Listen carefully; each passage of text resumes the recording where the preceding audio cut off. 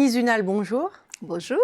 Vous êtes économiste au CEPI, spécialiste des questions d'économie internationale et coordinatrice des profils pays du CEPI. Alors vous êtes venue pour nous parler de l'impact du Brexit de part et d'autre de la Manche, parce qu'en réalité, on se demande toujours si le Royaume-Uni va s'en sortir, mais on se demande moins quelle perte cela va représenter pour l'Europe. Alors justement, qu'est-ce que l'Europe a à y perdre ?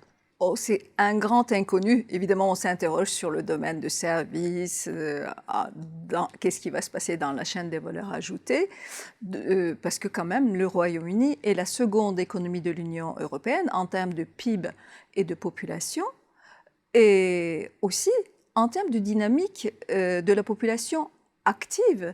Elle joue un rôle très important sur le marché européen. Aujourd'hui, l'Europe est dans une forme d'implosion démographique. C'est flagrant dans un pays comme l'Allemagne ou bien à l'est de l'Europe, même au sud, en Italie.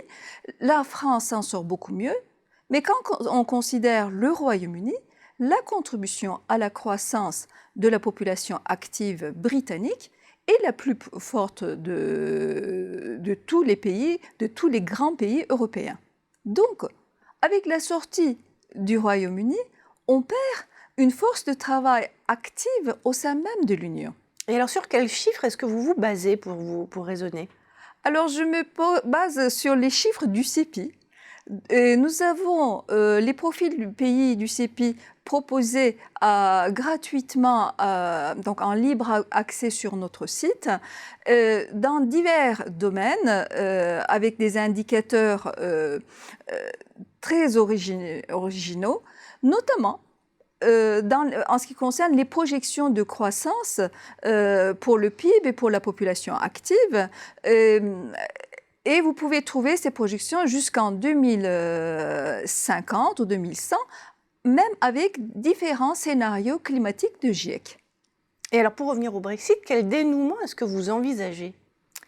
Alors, c'est assez difficile en ce moment, les prévisions. Mais on sait que dans le domaine de services, c'est extrêmement difficile parce que ça va être la première fois où on va envisager certains mécanismes financiers dans le continent, alors que tout ceci se passait au Royaume-Uni, alors que le Royaume-Uni contribuait de façon la plus positive dans les services aux avantages comparatifs européens. Tandis que dans le domaine manufacturier, le Royaume-Uni est très intégré dans les chaînes de valeur, notamment dans les véhicules, mais aussi dans la chimie, et son désintégration avec des droits de douane supplémentaires va être très lourd à gérer.